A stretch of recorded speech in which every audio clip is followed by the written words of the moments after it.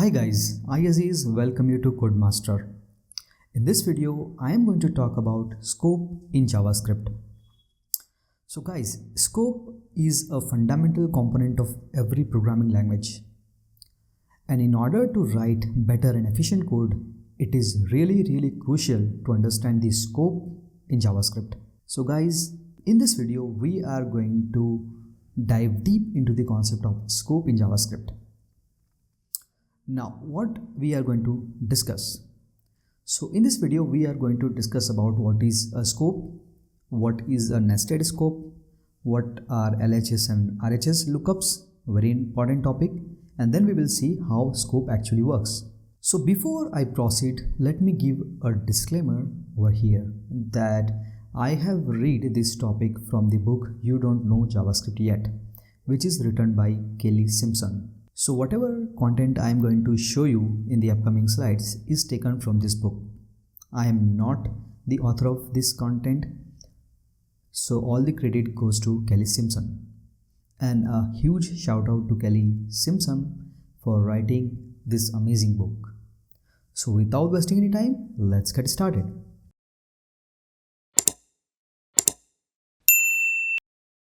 Alright guys, so let's begin this topic.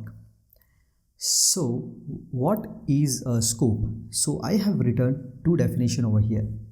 The first one says that scope is a set of rules that determines where and how a variable can be looked up. And the second definition says it's a set of rules that govern how the engine look up a variable by its identifier name and find it either in the current scope or in any of the nested scope. So if these two definitions looks mysterious to you, let me explain in a very simple way.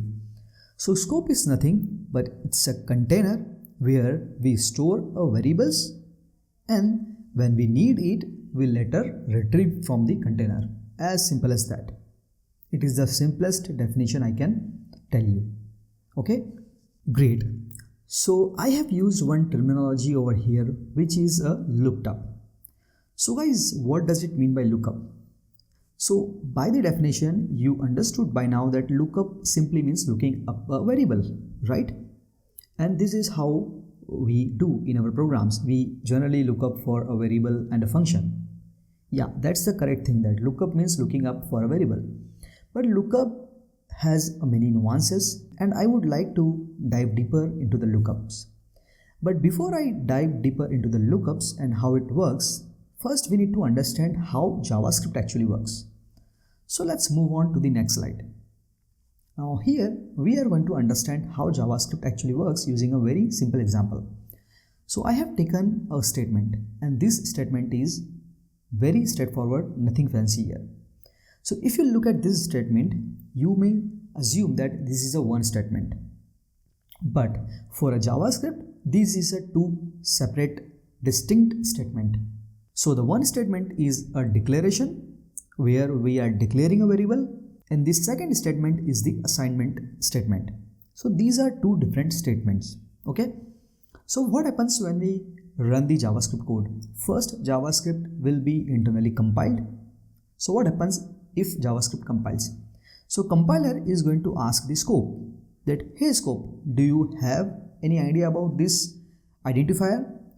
So scope says, no compiler, I don't have any idea. So let me create a one identifier for you. So compiler will be happy. Okay, great.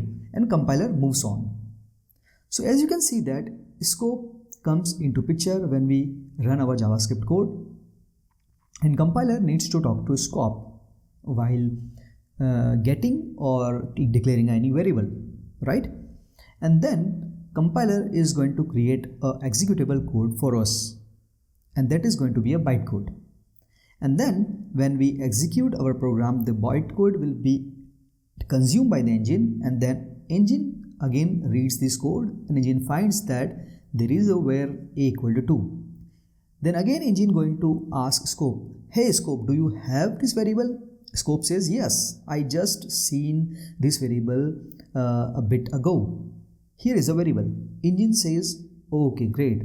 Now engine just assign the value 2 to this variable, and that's it. That is how it works. And if engine didn't able to find a variable a, then engine is going to throw an error. That's it. This is how it's going to work. So internally, when we run our JavaScript code, although all of these components, compiler, scope and engine, coordinate with each other, talk to each other. Okay. So the declaration part is handled by the compiler and the assignment part will be handled by the engine. Great, cool. By now I hope that you understood how JavaScript works. Great, now let's move on to next slide and see what are lookups. Let's understand lookup with this example. So I have written a very simple code snippet where I have written variable a equal to 2, then console.log a. So guys, do you guess how many lookups are there or what are the lookups are there in this code? Probably no, right? Because you don't know the concept of lookup yet. So guys, in this example, you will find two lookups. Okay, the first one is the variable a.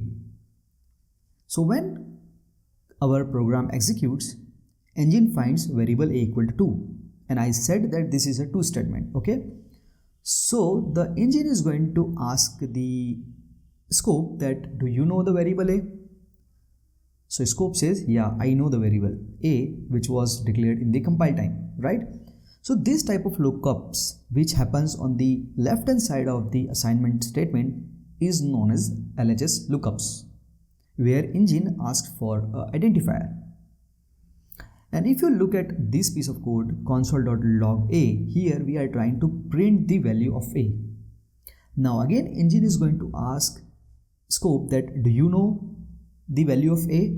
Then scope says yes, I know the value of a, that is a 2. So this type of lookup is known as RHS lookups, where we are asking for a value of identifier.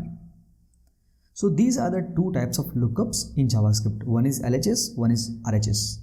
When we look for any identifier, it's going to be a LHS lookup, and when we are going to look for a value of any identifier, then it's going to be a RHS lookup. Cool. So far, so great. So I hope by now you understood that what is a scope. So scope is nothing but you can imagine it as a container which gives us a ability to store variables, and later we retrieve those variables to modify it or to process it or to update it. As simple as that. And now you also understood how JavaScript works, what are lookups, and what are the different types of lookups. So far, so great. Now we are going to understand how scope actually works.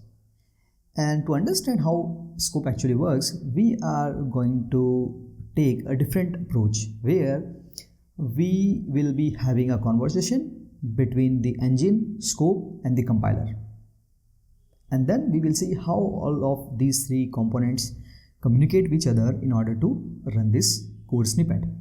So I have written a simple code snippet over here, which is a function foo a console.log and foo. So what happens when we execute this code? So first engine says, hey scope, I have a RHS reference for foo. Ever heard of it? Then scope says, yes, compiler declared it just a second ago, and here's a function, here you go.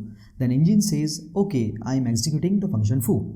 And then engine says, hey scope, I have got an LHS reference for variable a.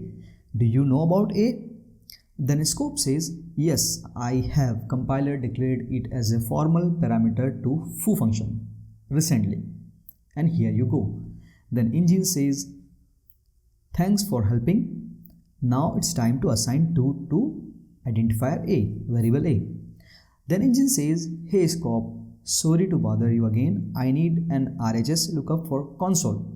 Then scope says, no problem. This is what I do all day. Here's a built-in console object. Then engine says, perfect. Looking up the log function in the console object. Then engine says, yeah scope, can you help me out with an RHS reference to a? I think I remember it, but just want to double check. Then scope says, you are right engine. Same guys has not changed. Here you go. Because the a variable is the same guy which we saw before. And then engine says, cool, passing the value of a, which is 2 into log. So this is how all the component communicates with each other in order to run this script. So you will see that first we have a RHS lookup for foo, then we have a LHS lookup for a, because we need to assign this value a to a. Then again we have a RHS lookup for console, then again we have RHS lookup for a. So this is how the JavaScript runtime looks for a variable in the current scope and then executes the code. As simple as that. Great. So far so clear. So now we understood that what is scope and how scope works. But there are nested scope as well. Just like we can put a smaller container inside the larger container, then again larger container to its again more larger container. Similarly, in the same fashion, we can put a scope inside a scope. That's going to be a nested scope. Now let's see how nested scope works with this simple code snippet. So here we have a simple code snippet, and you can see that inside of foo function we have console.log a plus b. But if you look at the scope, in function scope we have a variable, but the function does not have b variable. So it means we have two scopes here. One is the global scope and the second one is the function scope. Okay, so the topmost scope is always going to be a global scope, and inside that we may have a block scope or a function scope. So here we have only two scopes. One is the global scope and the function scope. Now what happens if this code is going to be executed? So engine says, hey scope of foo, ever heard of b? Got an RHS reference for it. So inside of foo, engine is asking for a scope that do you know the b? Then scope says no, I never heard of it. Why is it so? Because inside of the function scope there is no b. So what engine is going to do? Engine is going to go one level up and then search for the parent scope. And here the parent scope is simply a global scope. And you will see that there is a b in the global scope. So engine is going to get the RHS reference for the b and able to find the reference for the b. So it gets the value of b and then it's going to log a plus value of a plus b. So this is how nested scope works, that when engine tries to start looking for a variable, it first searches in the current scope. If it finds a variable in the current scope, then it's okay. If it didn't, then it goes one level up to the parent scope, then it finds there. If it is still not able to find, then it again goes to one level up. So this way it goes up until the global scope. So once engine reaches the global scope, either it finds the variable or the search stops. So this is how the scope and the nested scope works. Great. So far so great. So guys, I hope by now you have a solid understanding about scope, and I hope I have made a great effort in understanding you what is scope, what is nested scope, what is LHS and RHS lookups, and how scope works. Alright guys, this is all from my side for this video. If you learned something valuable from this video, then please hit the like button in order to make YouTube algorithm happy. Please subscribe to this channel and don't forget to click the bell icon so my friend you never miss any upcoming videos. Thanks for watching. See you in the next one.